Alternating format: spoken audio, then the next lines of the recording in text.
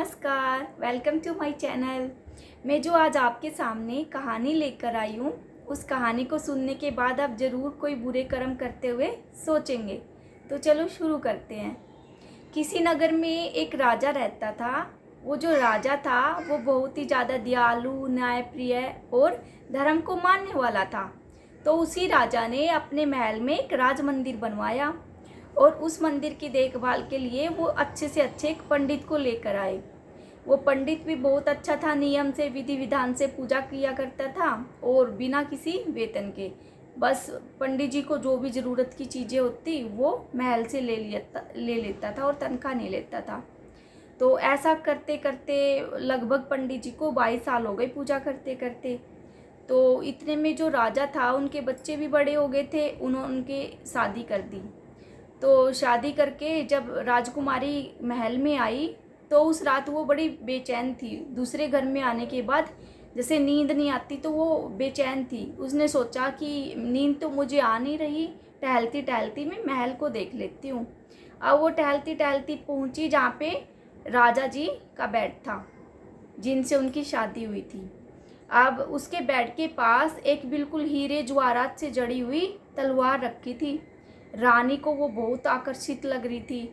रानी ने उसको अपने हाथ में उठा लिया और जैसे उसमें से तलवार बाहर निकाली वो बिल्कुल बिजली की तरह चमक रही थी। अब रानी उसको देखे ही जा रही थी कि गलती से वो तलवार उसे राजा की गर्दन पर गिर गई और वो मर गया।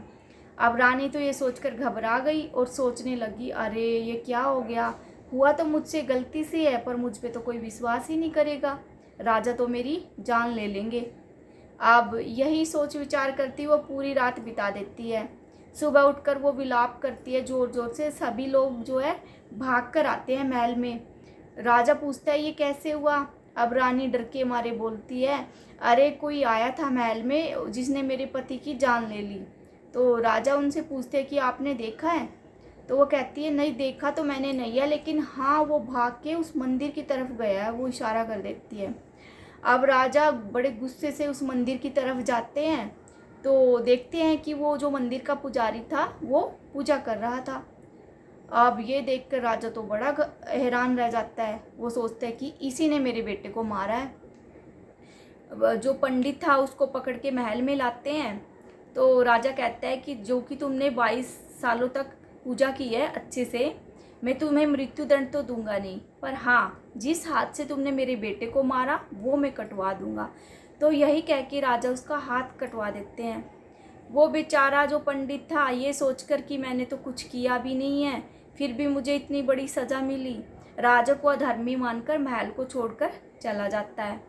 अब वो मन मन में यही विचार करता है कि ये तो मुझे जानना है कि मेरा तो कोई कसूर भी नहीं था, इतने साल बिल्कुल मैंने जैसे मुफ्त में ही पूजा किया बिना किसी स्वार्थ के, फिर मुझे ये सज़ा क्यों मिली, ऐसा मैंने कौन सा कर्म किया है।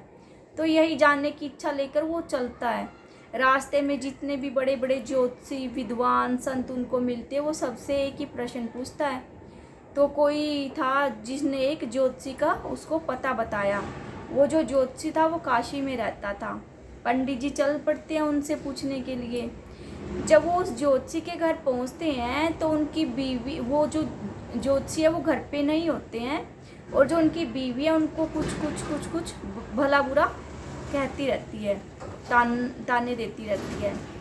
तो वो पंडित सोचता है ये कैसा ज्योतिषी है जिसकी पत्नी इसके पीठ के पीछे इतनी बुराई कर रही है, वो कैसा होगा।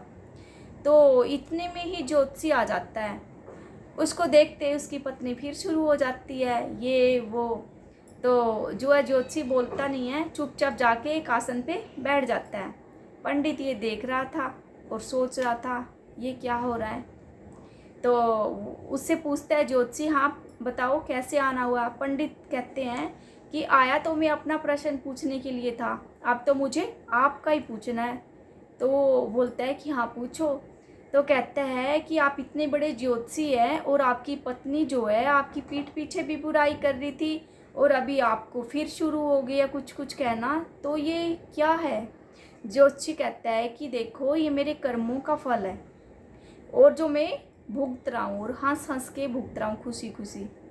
तो पंडित पूछता, आप तो इतने अच्छे ज्योतिषी हैं, आपने भला क्या बुरे कर्म किए हैं? तो फिर जो ज्योतिषी है वो बताता है कि हे पंडित, मैंने इस जन्म में कोई बुरे कर्म नहीं किए, ये तो मेरे पिछले जन्म के कर्मों का फल है। कहता है पिछले जन्म में मैं एक कौवा था और ये जो मेरी पत्नी है ये एक गधी थी। इसके जो पीठ है उसके ऊपर एक फोड़ा हो गया और जिसमें मतलब कीड़े पड़ गए, और मैं उन कीड़ों को खाने के लिए चोंच मार मार कर इसकी जो कमर है उसको खोदता रहता था, और ये जो है ये बेचारी दर्द से कराहती रहती थी। तो ऐसे ही मेरी दिनचर्या बन गई, मैं कीड़े खाने के लिए जाता, इसकी आंखों से आंसू बहते रहते। तो एक दिन ऐसे ही मैं कीड़े खाने के लिए चला गया और मेरी जो चोंच है घाव ज़्यादा होने की वजह से इनकी हड्डी में फंस गई।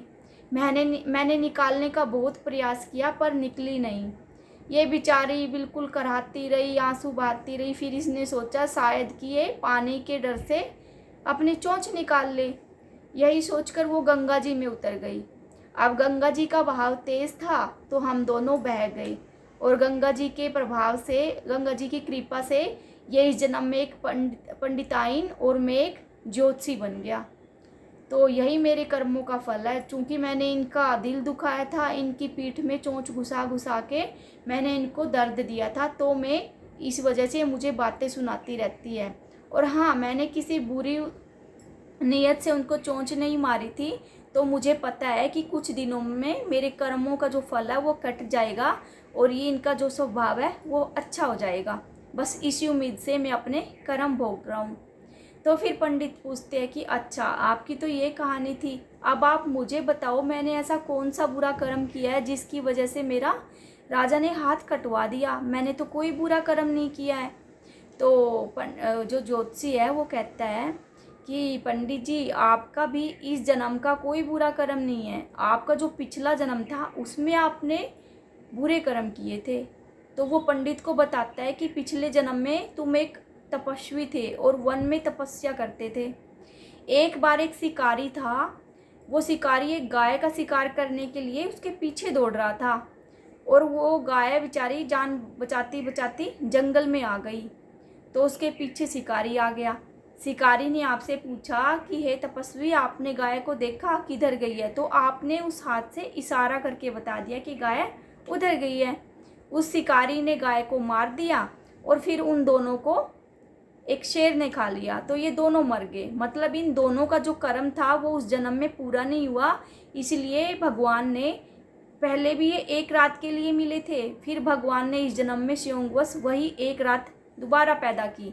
और जो कि पिछले जन्म में शिकारी ने गाय को मारा था, गाय जो थी वो राजकुमारी थी और शिकारी जो था वो राजकुमार था, इसीलिए गलती से रानी के हाथ से, राजकुमारी के हाथ से वो तलवार गिर गई और वो मर गया। सो उनके कर्मों का हिसाब पूरा हुआ। और आपने जिस हाथ से गाय की तरफ इशारा किया था उसी हाथ से राजकुमारी ने आपकी तरफ इशारा किया कि मैंने उस तरफ जाते हुए देखा है। तो ये आपका और उनका कर्मों का हिसाब था, इसीलिए राजा ने आपका हाथ कटवा दिया। तो ज्योतिषी बताते हैं कि हमारे जो कर्म हैं वो अगर हमारे इस जन्म में पूरे नहीं हो पाते हैं तो भगवान अगले जन्म में हमें उन्हीं कर्मों के अकॉर्डिंग उन्हीं लोगों से मिलवाता है, ताकि हम अपने कर्मों का हिसाब चुकता कर पाएँ। इसीलिए दोस्तों, आपसे यही अनुरोध है, सोच समझकर कर्म करें। हमारे कर्म ही हमारा पीछा नहीं छोड़ते। हंसी खुशी जिसको जो कहते हैं मुझे मेरी वाइफ से प्रॉब्लम है, किसी को हस्बैंड से प्रॉब्लम है, किसी का दोस्त अच्छा नहीं है, किसी के पेरेंट्स अच्छे नहीं हैं, तो ये सब कुछ जो है हमारे कर्मों का ही हिसाब है और हमें खुशी खुशी भुगतना है। इसलिए वो तो पिछले जन्मों का हिसाब है। इस जन्म में कोशिश करिएगा कि इस जन्म में आप अच्छे कर्म बनाएं और अच्छे कर्मों का संग्रह करके अगले जन्म में जाए।